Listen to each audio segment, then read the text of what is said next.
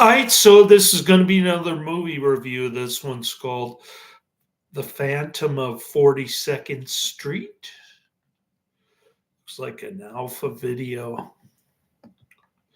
Giving it 1 out of 5 stars. I hated this flick. This is going to be another Poverty Road PRC movie.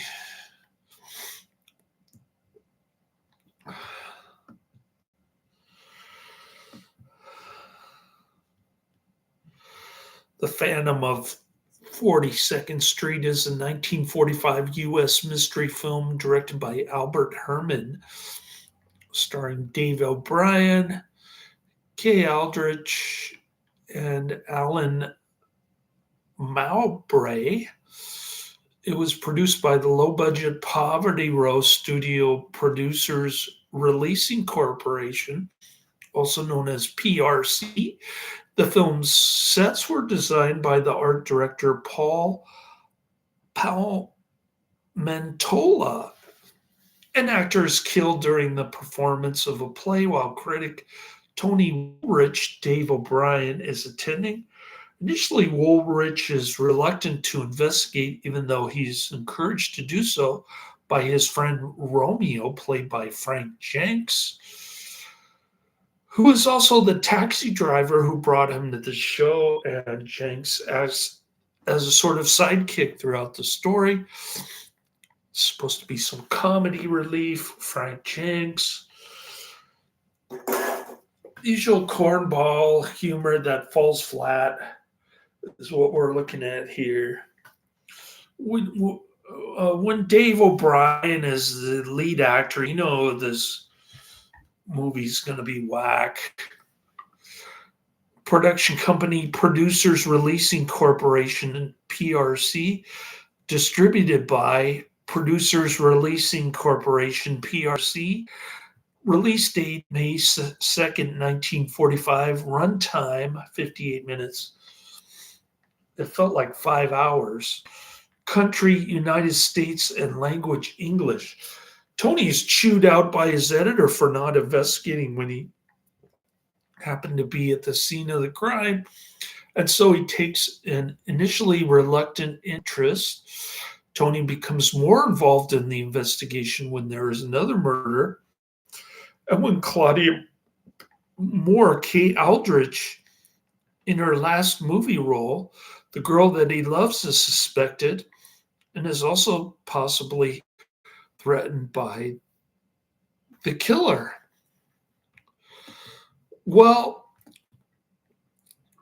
not much going on here. I can't get into the characters at all. It wasn't funny. The plot twists were kind of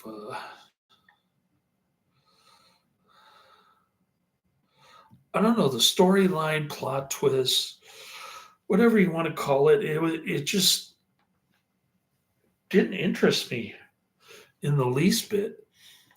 The Phantom of 42nd Street, 1945, 58 minutes. A theater critic, Dave O'Brien, teams up with a cop, Jack Mulhall, to investigate the murder of a Broadway actor. All right. Film noir crime mystery. IMDb rating 5.3 out of 10, pretty mediocre. 467 ratings.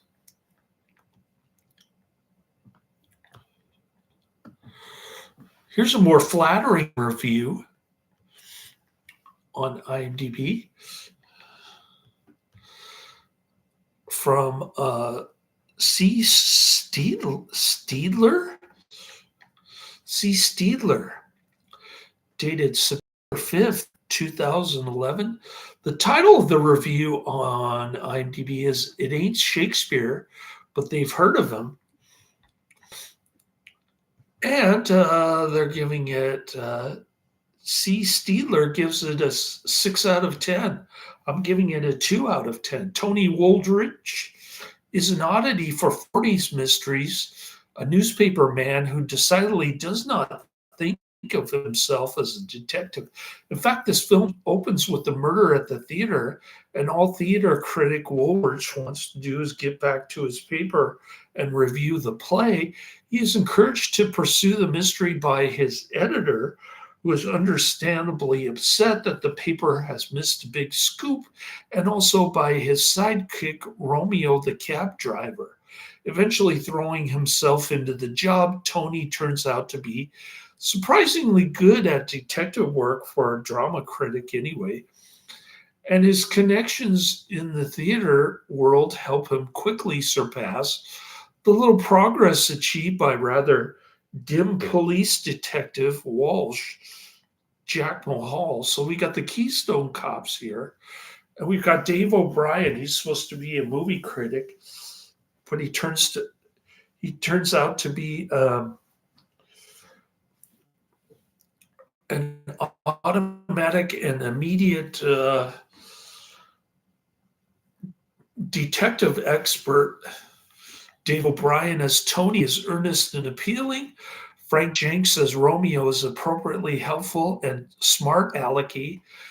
Tony is quoted as saying, "I know it's a boorish thing to do, but I'd like to follow her." Romeo's reply is, "All detectives are boorish. Don't let that worry you." Kay Aldrich is good, but unmemorable as leading Lady Claudia Moore, a role that doesn't offer much in the way of surprises. Alan Mowbray is fun as the famous actor at the center of the mysterious events, and even gets to declaim a few lines from Julius Caesar in a cinematic scene. Disguises old grudges, secret marriages. Oh, those actors' lives are so full of intrigue. I couldn't find any intrigue here. I really didn't care. More like this: Shield for Murder, The Devil to Pay, The Rage of Paris, The Crystal Ball. Claudia Moore, Kay Aldrich drives a 1941 Buick convertible. When someone takes a shot at Tony backstage, incredibly, most of the people backstage don't hear the shot. This has a release date of May 2nd, 1945 US, country of origin US, language English, also known as O Fantasma da Rua 42. Production company Producers Releasing Corporation, PRC. Runtime 58 minutes. It's in glorious black and white, of course, and the aspect ratio is 1.37 to 1. Now, going down my list, we've got number 1, directed by John Ford, 1971. Then we've got Brian's Story, 2021, and the number 3 is The Black Connection, 1974. So those are the next 3 coming down the pike. This one was quite dull and boring, and I didn't really care who did it at the end. I didn't even get to see the guy's face. But at that point, I didn't really care anyway. It was just one contrived scene after another, and it was torture. Low budget film noir from PRC. Not good, not good. I say skip it. Don't bother torturing yourself. I did it all for you so that you wouldn't have to. All right? So I'm going to try to get through 4 movie reviews tomorrow. I can wake up 6:15 or anytime early in the morning.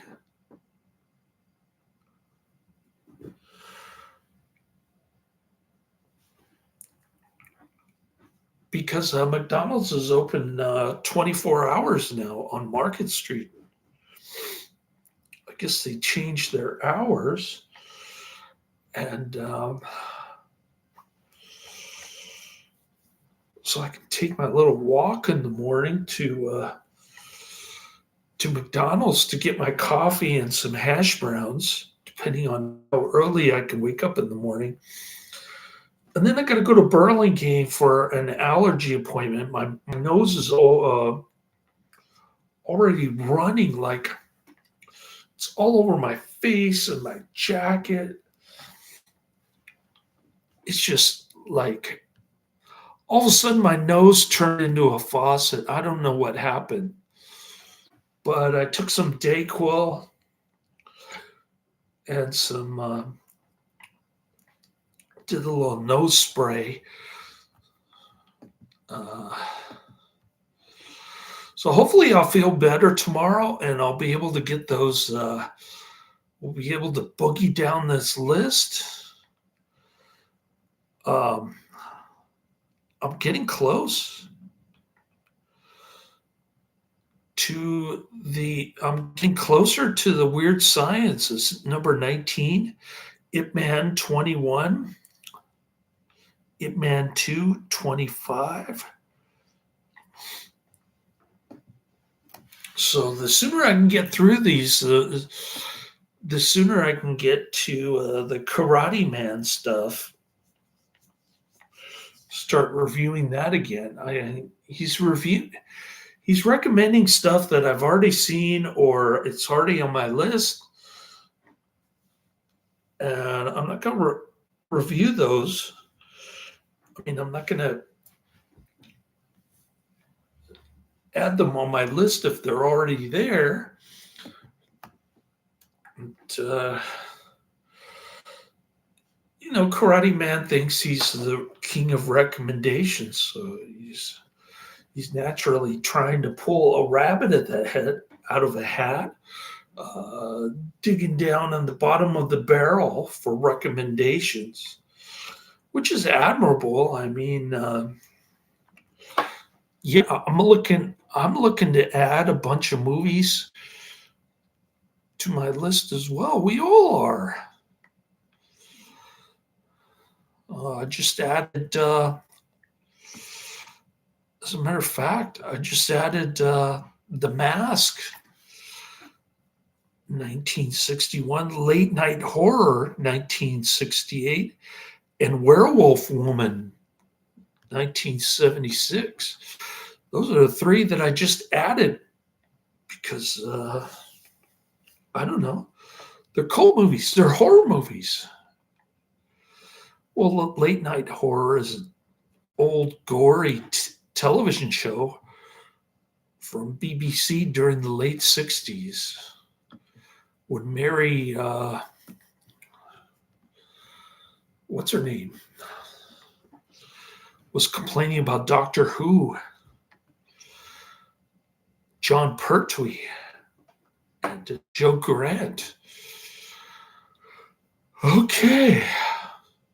Well, it was Mary Whitehouse. Is that her name? Mary Whitehouse.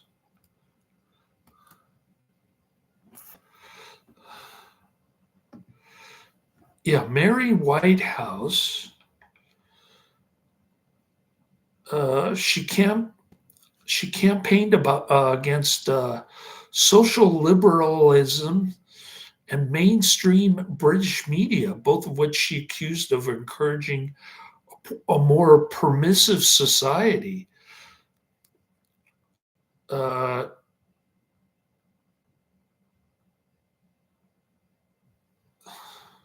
She led a long-standing campaign against the BBC.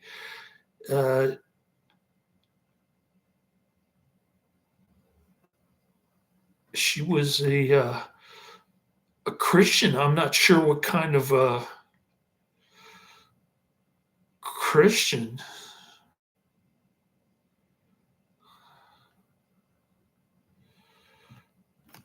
She is student Christian movement.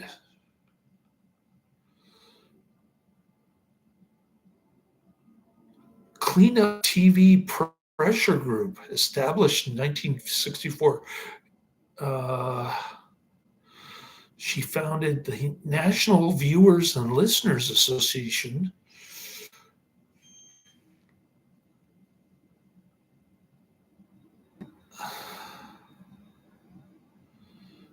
National Festival of Light.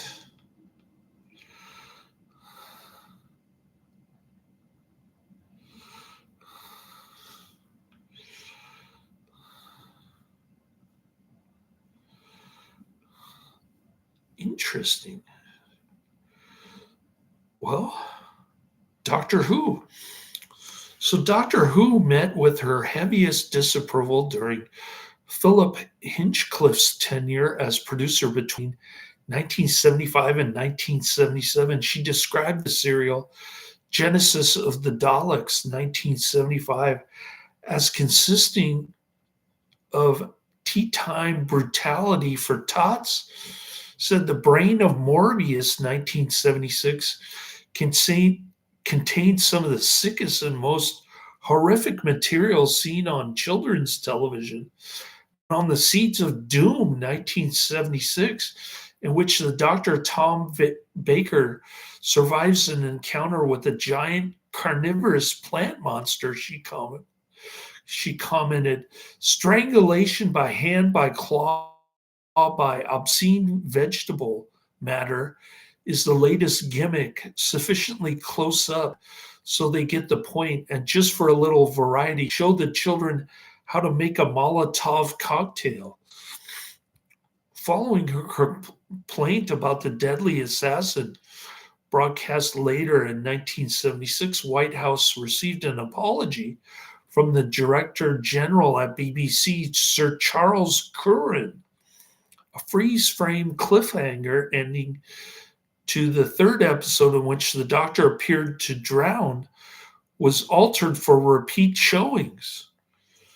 The series' next producer, Graham Williams, was told to lighten the tone and reduce the violence following White House complaints. Senior television executives commented that at this time, her views were not disregarded lightly.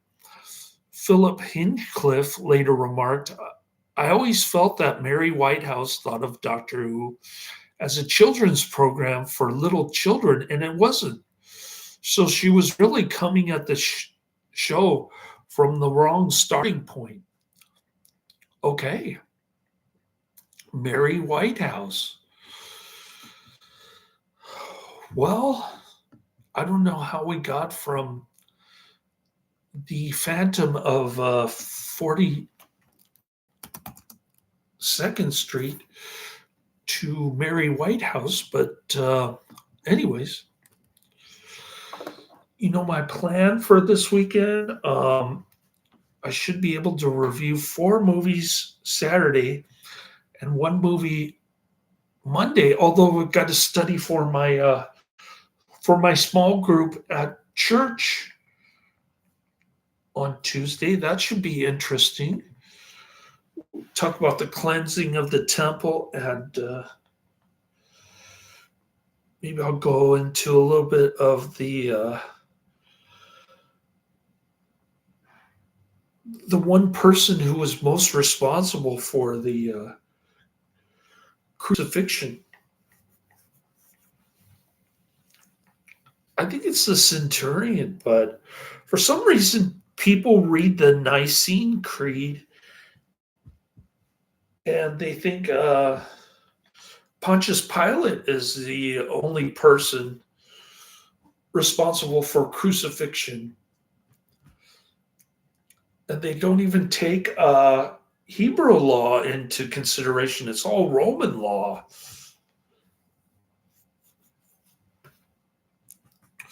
So that's a discussion that I had with my son's future history teacher in Menlo Park. And so we had a little back and forth there. I didn't belabor the point. I just listened to what he said, and then we moved on.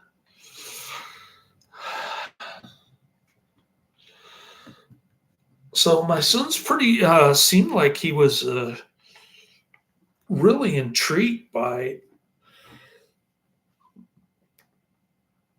Corleone's mansion there in that got converted to a school.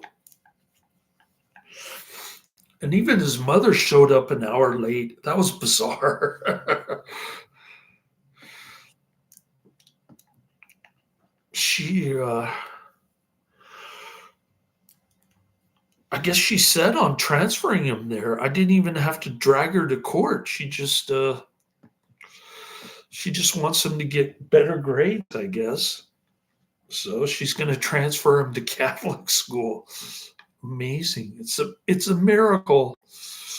All right. Well, enough about my personal life. I didn't really care too much about this movie, but obviously it gets higher ratings on IMDb. Some people like the Poverty Row noir. I'm not really into it, but they could have made this better by